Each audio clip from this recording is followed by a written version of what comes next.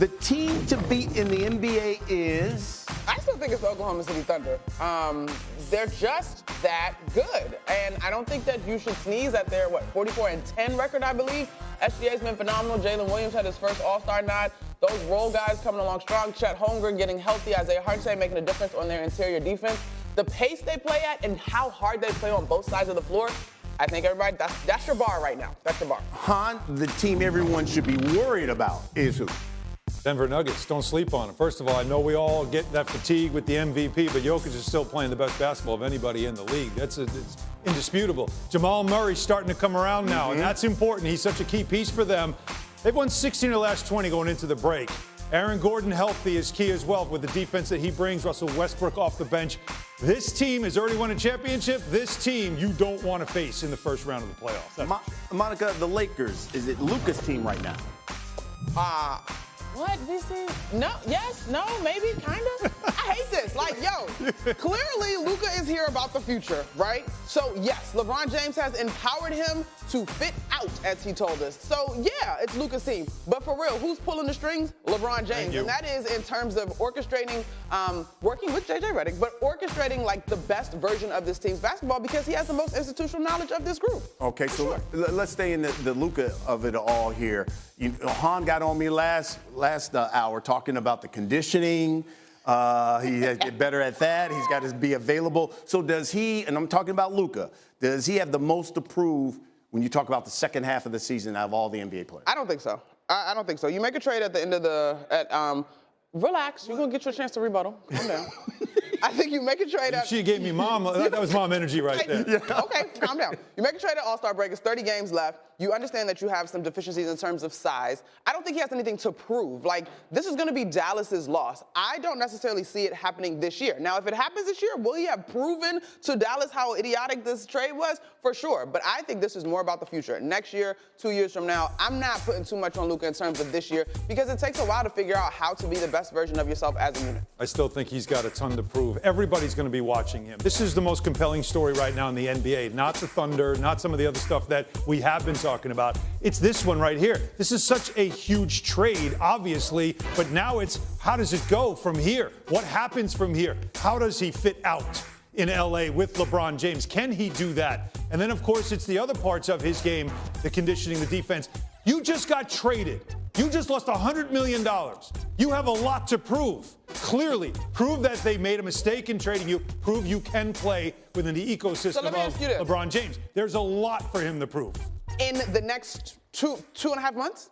That's the only window he has to prove it? The question is, who has the most to prove this particular season? Yes. No, see, that's where I think you're wrong. Out of the gate, he has, well, wait a minute. We were just in a segment where a Dallas Mavericks fan is saying that Anthony Davis is already hurt and nothing, it's never going to work and it's all bad. All bad. They're carrying coffins in Dallas right now. Yes. That's how bad it is there. So time out. So if he has to prove something in the second half, so does Luka. So Luka has to prove that they made a huge mistake. So time out. Let's go to our Dallas fan. If next year the Lakers are the number 2 seed going into the postseason and make a run to the finals, will you still be upset? Oh, absolutely.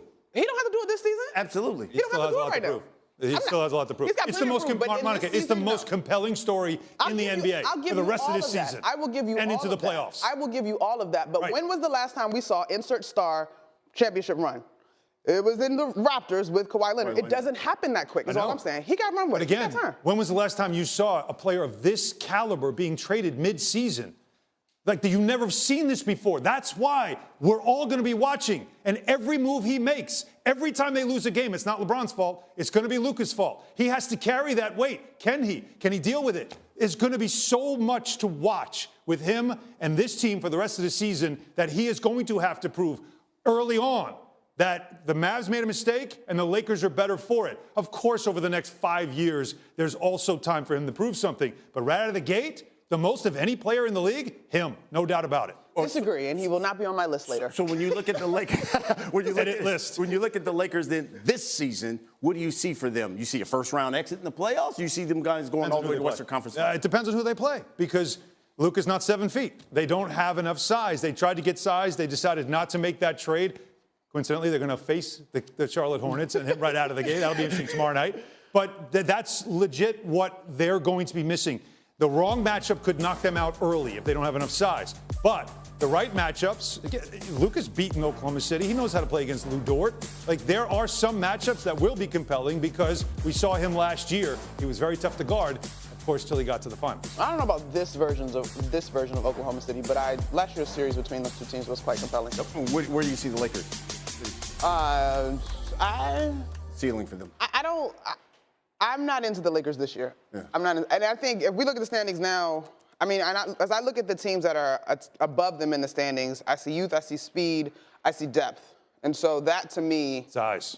And size, of course, is counter to what they got going on right now. But I don't think this is about this season at all. All right. We got much more basketball coming here in this show, but I got some more burning questions to the NFL. Harry, is the team to beat, in your opinion? The defending champs, the Boston Celtics. Until you beat the man, you can't be the man. And they are that team. And maybe they're playing with their food a little bit this season, but we know when it comes time for winning, they have proven they can do it. Monica, what team should everyone be worried about, in your opinion? Worry is an interesting word. I think everybody knows this, though. The Oklahoma City Thunder. Shai Gilgeous-Alexander is a bona fide MVP candidate. This team is top 10 offensive and defensive rating. They are the real deal. Obviously, Jalen Williams is running mate. He was also just an all-star. These role players are excelling. They're getting healthy. Chet Holmgren's back on the field, and Isaiah Hartenstein has changed their interior defense significantly. Okay, so Alan, after the the trade, are the Lakers Luka's team right now? LeBron James still alive. He's still playing basketball. He'll probably be playing basketball long when we're all gone. It is not Luka's team because it is not his team yet because LeBron James is still there. This is his team. Now, Luka can certainly fit in or fit out or whatever it is that LeBron told him to do. But the bottom line is when LeBron is on the team, it's his team. They have to figure out how to make it work together, and that's going to be a fascinating story to watch. You know, I thought it was interesting but when AD was there, LeBron said, I'm deferring to him. This should be his team. Yeah, so I guess the question is, who should be the alpha on this team right now? Again, LeBron's the alpha. If you say something like that in the huddle to a player, that's you letting him know, letting Luka know, go ahead and be you. I'm allowing it. So that's what an alpha does. This is my team, but I'm allowing you to play your way. He will control. This is his ecosystem, and Luka has to figure out how he can play within it. Who do you think should be the alpha? We're going to make ourselves sick with this conversation. Yeah. Look, I think this is absolutely fluid, right? Sure, in leadership and established tenure, it's LeBron James. But on a night-to-night basis, obviously the future of this thing is about Luka Doncic. So it just really depends on what you're talking about. The leadership, organizational element of this, or who's going to be taking the lead as far as hooping. I think LeBron James is going to lean into the facilitating side of his game, and he's been fantastic at that. Luka, to me, moving forward, is probably going to be the alpha, but it will alternate for sure. Two of the highest usage players in NBA history. So they're both used to having the basketball in their hands and running it. Now, what they can learn from is what happened in Dallas last year. Kyrie gets there. Kyrie also a high-usage player.